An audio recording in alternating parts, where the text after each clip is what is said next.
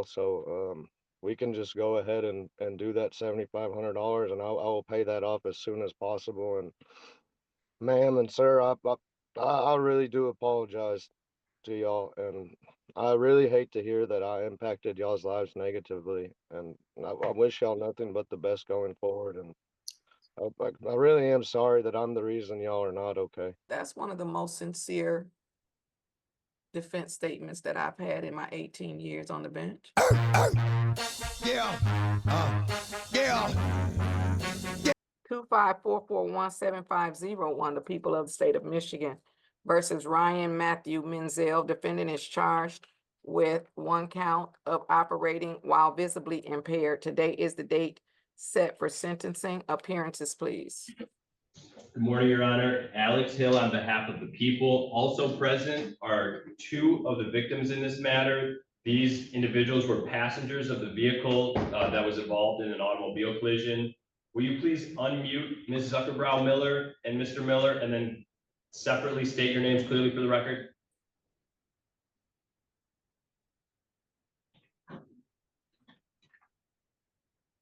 Joni Zuckerbrow Miller. David Miller. Thank you both. Counsel. If it may please the Honorable Court, good morning, Your Honor. Michael Okechukwu, P82535, on behalf of Mr. Ryan Menzel. State your name for the record, Ryan. Ryan Menzel. All right, and Mr. Menzel, is your middle name Matthew? Yes, Your Honor. Thank you. Today is the date set for sentencing with respect to the pre-sentence investigation. Are there any additions, deletions, or corrections on behalf of the people? Your Honor, I would just note that the report indicates the restitution information.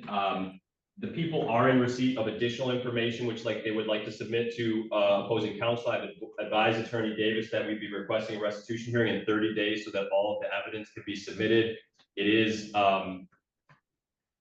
above average in the amount of the request based on the significant medical injuries. I would note, just so the parties are aware, we're asking for an amount that's going to be around $7,500. So we have no changes, but we. Okay, so that's allocution, and you said that, oh, I mean, I'm sorry, you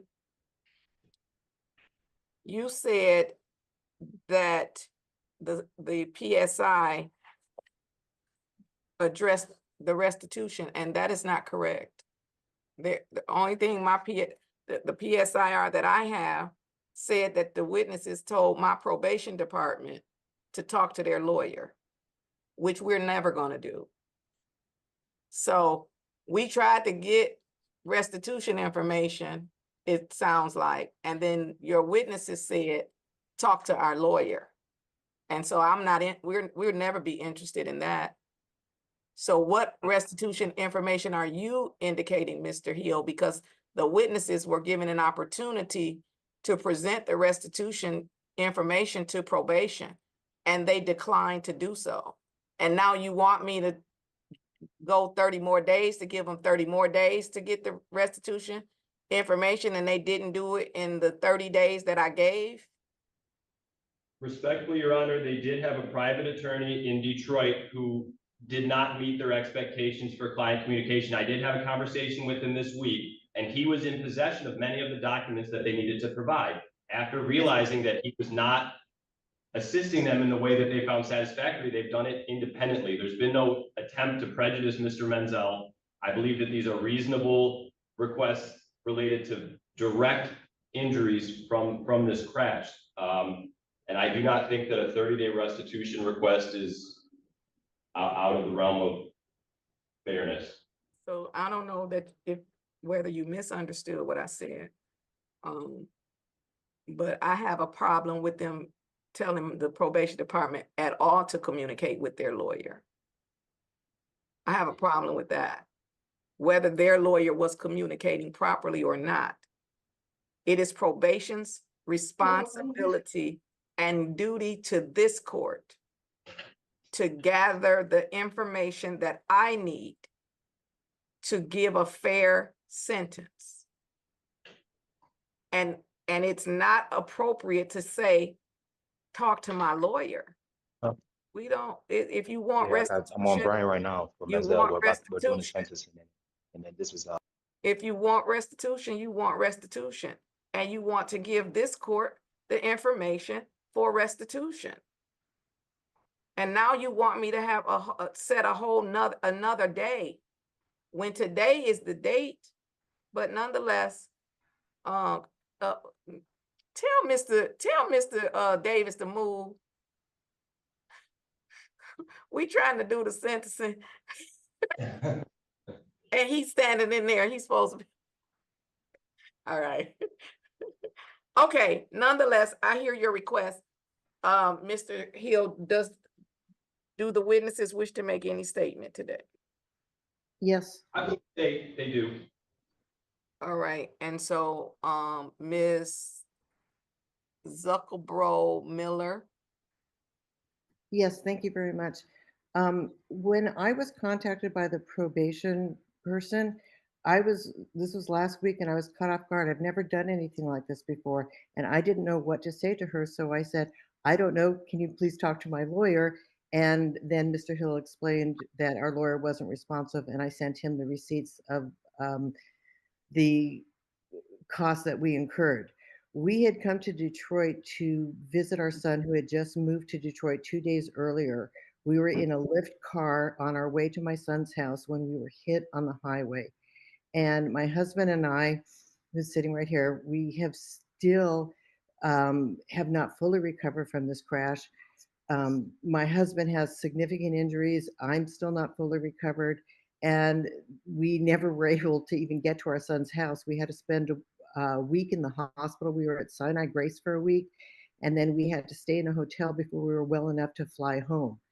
And once we got home, my husband was a school principal at the time, and he couldn't start school on time, and spent time recuperating from his concussion until about October.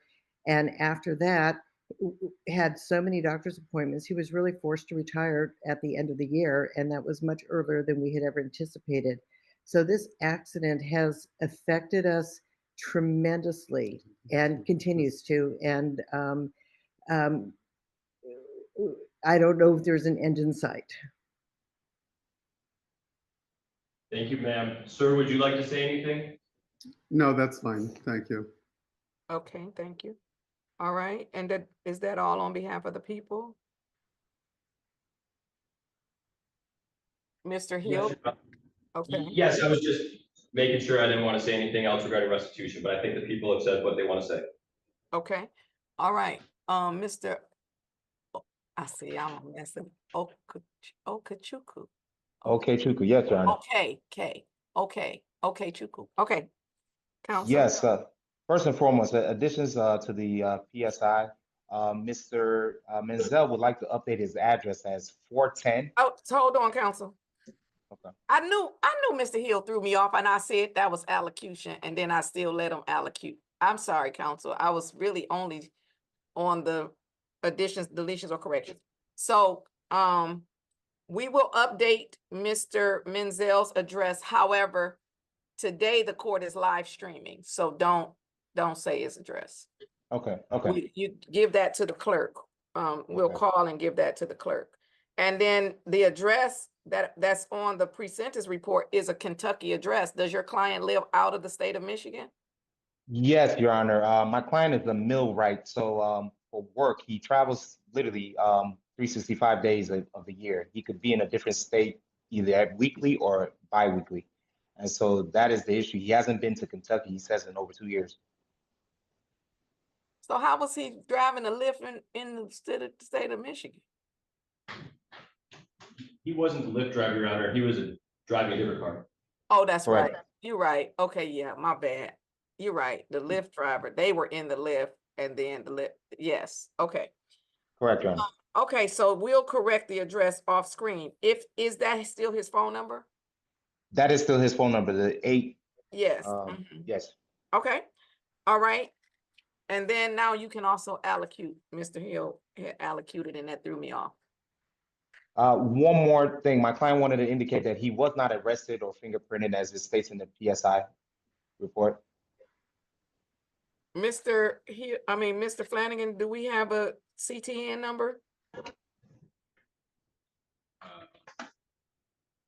A CTN number, yes, What's that other number that we're supposed to have? but the TCN, we don't have that. Oh, see, now they know those initials are too close. Yeah. So we don't have a TCN, which means he didn't get fingerprinted? Yes, Your Honor. Oh, your client has to get fingerprinted.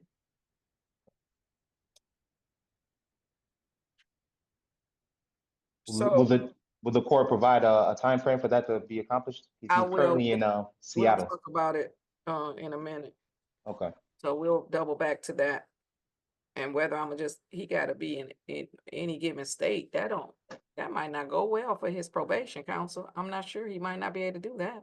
But nonetheless, you can allocute now. Yes, my client is a 34-year-old gentleman. Your Honor, this is a lot of times as criminal defense attorneys, we have to defend the indefensible. And one thing I've noticed since discussing with Mr. Menzel is that he takes full accountability for the accident that happened. He didn't blame his childhood. He didn't blame any outstanding stress. He acknowledges that what he did was wrong, Your Honor. He works as a millwright. He's unionized. And like I said, he could be in a different state, either bi-weekly or by the week, Your Honor. This incident was one that he's ready to take full accountability for, and he would like the court to note that he had one prior marijuana possession charge, but he really has a limited criminal history. And so we are asking the court at this time to respectfully adopt the recommendation of 12 months of probation. And I'm confident that this will not happen again. Mr. Menzel did indicate that as of yesterday or 2 days ago, because this accident happened in 2023, he has been sober from alcohol or marijuana for over 2 years, Your Honor. His last drop was, I believe, on 6/9 of 20. No, the interview was on 6/9, but his last drop in June tested negative for alcohol or THC. So that shows that he's taking this seriously, and he's taking the steps to not have controlled substances be a part of his or hindering him in the future. One last thing about the PSI, it indicated no firearms possession or use. My client indicates that he's a hunter. Hunting season is around the corner. No firearms were the cause or even part of this incident, Your Honor. So he's asking that at least to that portion of the recommendation of probation that he be allowed to maintain use of his firearms. And I'll leave the rest to Mr. Menzel, Your Honor. All right, Mr. Menzel, you wish to make a statement to the court? Yes, Your Honor. First and foremost, I'd like to sincerely apologize to the Millers. And in regards to the restitution talk, I have absolutely no problem paying that $7,500 restitution that was requested. I can pay as much as $2,000 a month until that's paid off towards those people, because like I said, I sincerely apologize. And every day since then, it just seeing their face on the Zoom call right now made me feel horrible hearing their statement. Um, yeah, like he said, I'm on the road for work and that guy can't work anymore, and that's because of my actions. And I, I, I truly regret that, and that makes me feel horrible to hear them say that. And yes, I will absolutely pay that. There's no argument there at all. So we can just go ahead and do that $7,500, and I will pay that off as soon as possible. And ma'am and sir, I really do apologize to y'all, and I really hate to hear that I impacted y'all's lives negatively. And I wish y'all nothing but the best going forward. And I really am sorry that I'm the reason y'all are not okay. Well, that's one of the most, that's one of the, I don't want to call it the best, but that's one of the most sincere defense statements that I've had in my 18 years on the bench. Mr. Hill, did you say $7,500? Roughly, Your Honor, yes, we believe that's going to be the ask. I don't have a specific tabulation in the documents. I can submit those to counsel, and perhaps we could stipulate to a reasonable amount. All right, well then, Mr. Menzel, I want to say thank you for taking responsibility. I am thankful always that that things didn't turn out worse, because drinking and driving is one of the most irresponsible things that we can do. It's not the only irresponsible thing that we could do, because it's just as bad to be sleepy and drive. The results of being sleepy and drive is just as bad as being drunk and driving. The results of reaching down and looking at your phone and texting is just as bad as drinking and driving. So it is one of the most irresponsible things we could do, but it's not the most irresponsible thing we do. And so just like their Mothers Against Drunk Driving over the years have been a formidable force in the criminal justice system, it is becoming inclusive of those other things. Texting and driving, sleepy and driving, all of those things are bad. And so, but I appreciate you accepting responsibility. And usually if an individual is able to accept responsibility, it does deter behavior in the future. Your statement that you feel bad listening to the victims is also, I thought that it was sincere. And that is one of the reasons that the Victims' Rights Act exists, that they may have an opportunity to be heard, and for a defendant to see the impact that their behavior has had on other people. Now, I'm going to sentence you in a way, though, Mr. Menzel. I don't know. I'm not going to limit your ability to work, especially since you want to pay this restitution. That your lawyer will at some point stipulate to the amount. So Mr. Hill, I'm going to give you 30 days to submit that. I'm not saying that I'm going to set a hearing. Mr. Menzel has indicated he will basically stipulate to 7,500. Of course, if it's less than 7,500, that's good. If it's more than 7,500, we'll see what that more is and whether his attorney will stipulate offline. I'm not saying that in 30 days I'm giving a restitution hearing. I'm saying I'm giving 30 days for you to submit that and for you all to come to an agreement. And then if not, I'll see if I'm going to do something above the 7,500. So the way I hear it is that Mr. Menzel is stipulating to 7,500 or less, and then we'll see what happens if it's anything more. So I am going to say restitution to be determined at this time, but I'm going to make note stipulated to 7,500 and 30 days to If I submit may, Your Honor, receipts. Yes. usually just in the course of practice, we would never tell the our clients to admit, to fault. I know he did that without your. Exactly. This is why we got him on no contest plea. But that goes to why I believe that he's a sincere candidate and should at least the recommendation for probation should be followed and give him a chance to show that Absolutely. he's being forthright with the court, Your Honor. I agree. Now, but what we also know, and what you will know, Mr. Menzel, is you paying 7,500 through the criminal justice system. I don't know what the result of any civil action will be, but you don't have to pay, you won't have to pay double, like you won't have to pay this 7,500 again. So let's say it's a judgment, let's say, I don't know, for 20,000, I don't know, in the civil.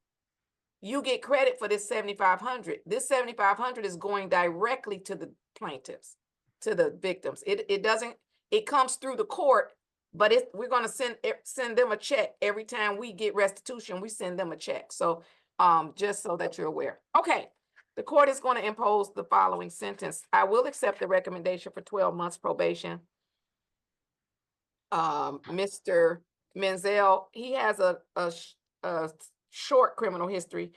You said one case, Mr. I gotta look Okay, up. Chuku. Okay, right there. Okay. Yes. I'm gonna get it. Okay. Okay, Chuku. You said one case, the PSIR says 2, but the one of them was way in 2008, and then the other one was even distant in 2018. They were both sort of dealing with, it looks like marijuana maybe. So nonetheless, I am going to accept the recommendation for 12 months. I need a 12-month date, Miss. Oh, look at him. He already put it in the chat. I love my clerk. A 12-month date would be on July 20th of 26. And then I'm gonna give Mr. Menzel a halfway date with me.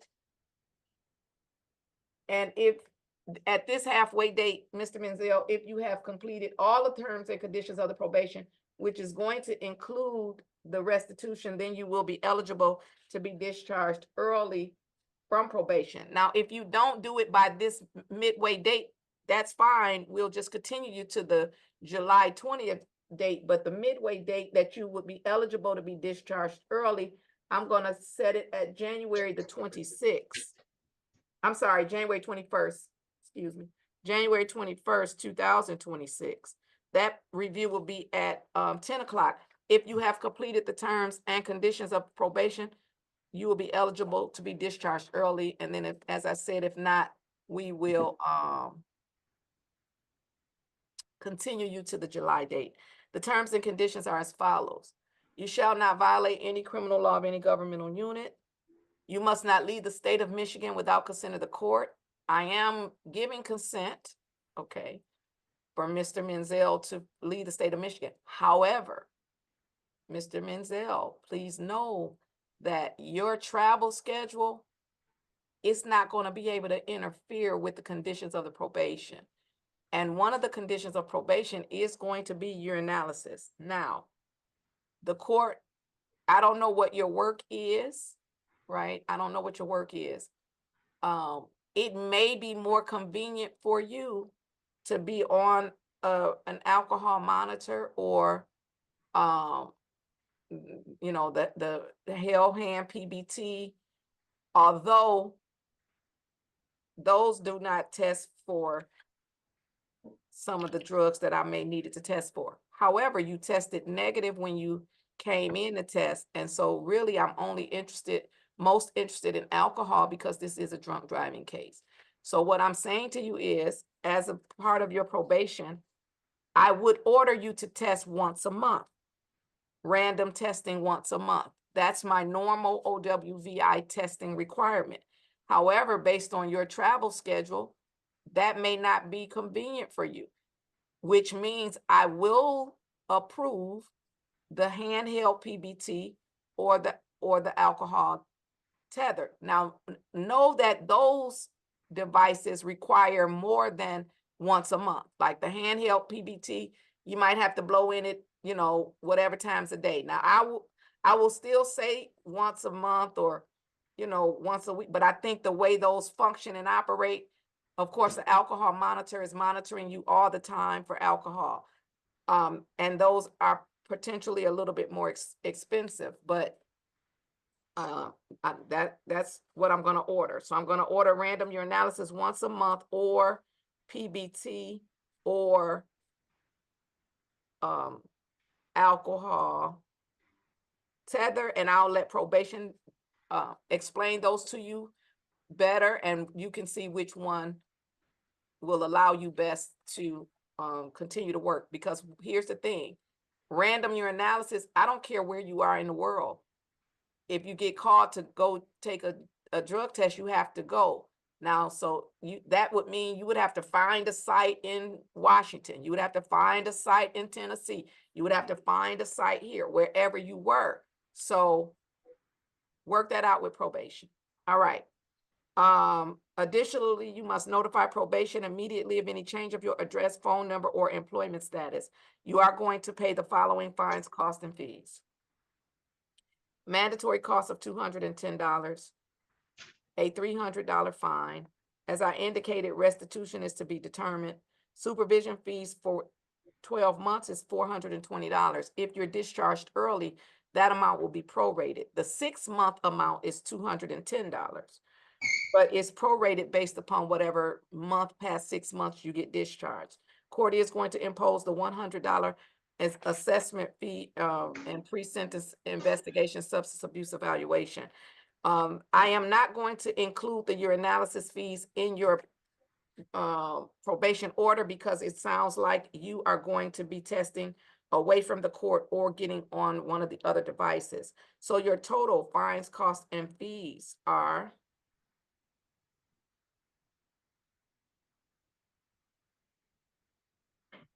this is excluding the restitution and any amount you may have to pay for classes or the PBT devices, $1,030.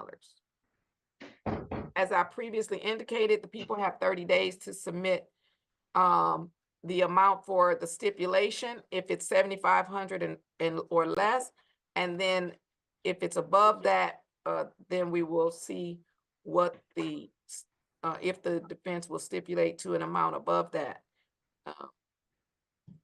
And once the 30 days is, so we're going to put it on my docket, Mr. Flanagan, for a 30-day review for restitution. And, Okay. all right. Additionally, sir, you shall not use or possess any illegal substance.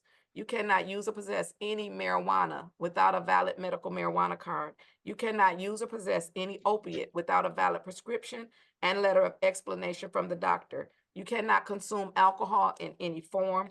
You cannot drive without a valid driver's license. You must complete the Alcohol Highway Safety Education Level 1 program.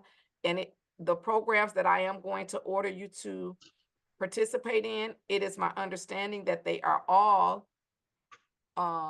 available virtually. They're all available online. The Alcohol Highway Safety Education Level 1, you will attend the Victims Impact Panel, watch the consequences video. And if there are any positive tests, there could be a referral. There will be a referral to outpatient treatment.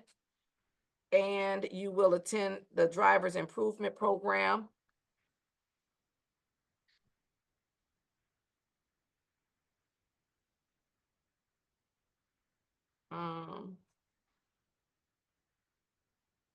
There was a recommendation for Marijuana Insight, but he didn't test positive for marijuana, and so I'm not going to order that.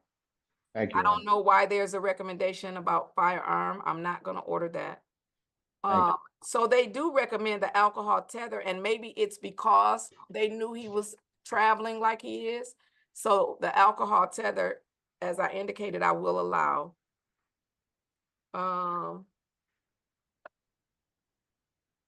Now, your Michigan license, it says on the report, is suspended and restricted. So I don't know what license you're driving on or if you have a, valid license, but make sure you do. And then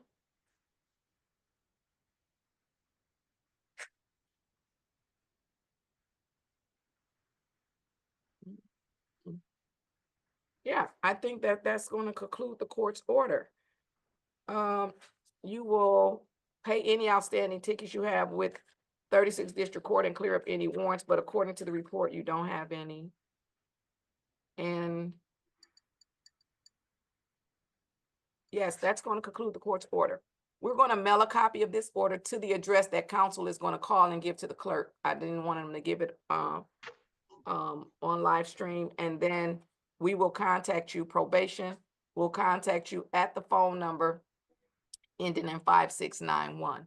Anything further from the people? No, thank you, Your Honor. Anything further from defense? Nothing further. Just what is that court's phone number once again? 313-965-2295. 2295. I'll be calling shortly. All right, then we're all set. And then Mr. Miller and Miss Zuckelbro Miller. Okay, so make sure that the prosecutor has your correct address. As I previously indicated, the way that the restitution works, Mr. Menzel will pay the court. It will be included in his probation order. So when I receive the stipulation, I will update his probation order. It will go into the court system. When we receive the money from him, we are going to mail you a check. That's how it's going to work. So make sure we have your correct address so that we can mail you the check. Because if it gets returned to us, you know, then that's a lot of stuff. So just make sure Mr. Hill has your current address, and as that money comes in, we will mail it to you. I guess they might mail it once a month or something like that. Okay. Thank you. Thank you. All right. You're welcome. Anything further from anyone? None, Your Honor. Everyone, have a great day. Stay safe. Thank you, Your Honor. Thank you, Mr. Clerk. You're welcome. Welcome back to Dog Eat Dog Court TV. If this breakdown helps, hit like, share it with someone who cares about courtroom accountability, and subscribe so you don't miss future clips. Now straight to it. Quick recap. The driver admitted responsibility. 2 passengers were seriously hurt. The victims described long hospital stays and lost income, and the judge imposed 1 year of probation while leaving restitution to be finalized. That result can be fair, but this hearing exposed sloppy case management and avoidable risk. And I'm going to tell you why in plain language. First, restitution was handled haphazardly. The victims tried to rely on a private lawyer. Their bills and wage records never made it into probation's file in time, and the judge gave the prosecutor another 30 days. Victims should not have to relive their injuries at a hearing because paperwork wasn't filed. Medical bills and lost wage documentation should have been lodged with probation before anyone stepped into the courtroom. That's basic fairness, and it keeps the defendant from getting a hollow promise instead of a real payment plan. Second, there were basic administrative gaps that matter. Fingerprints and the probation tracking number were missing. Those are not clerical niceties. They are the plumbing of supervision. If fingerprints aren't taken and the TCN isn't created, probation has less ability to monitor, to verify identity across states, or to enforce testing. The court allowed the defendant to keep traveling for work, which is understandable, but without a clear plan for testing and contact, that travel becomes a loophole, not a solution. Third, the defense did the right thing getting the client to accept responsibility and offer restitution, but they handled mitigation timidly. The judge heard a sincere apology and a promise to pay, which matters, but a complete mitigation package should have been on the judge's desk. A signed restitution agreement, recent negative test results, an employer letter confirming the travel schedule, and a concrete payment timeline. That's what turns good intentions into enforceable conditions, and it reduces the risk the probation terms simply evaporate. Here's how this should go next. The victims and prosecution should immediately upload all medical and wage documentation so probation can enter a stipulated restitution figure without delay. The defense should file the signed repayment plan and proof of sobriety and give probation a realistic travel calendar so testing can be scheduled. The court and probation office should demand fingerprints and a TCN within days and adopt a travel-friendly testing protocol, monthly random testing with a named vendor or an alcohol tether if necessary. So compliance is verifiable no matter where the defendant works. Do those things and this becomes a usable sentence. Victims get paid, supervision works, and the defendant keeps his job while being monitored. Fail to do them, and the case risks becoming a hollow headline. Apologies on camera, but no real enforcement. If you want a short clip of the victim's statement and the defendant's apology, comment "clip" and give me the timestamp you want, and I'll prepare it. Thanks for watching. Like, share, and subscribe for more plain English courtroom breakdowns. Follow at Dog Eat Dog Court TV for quick clips. See you on the next one.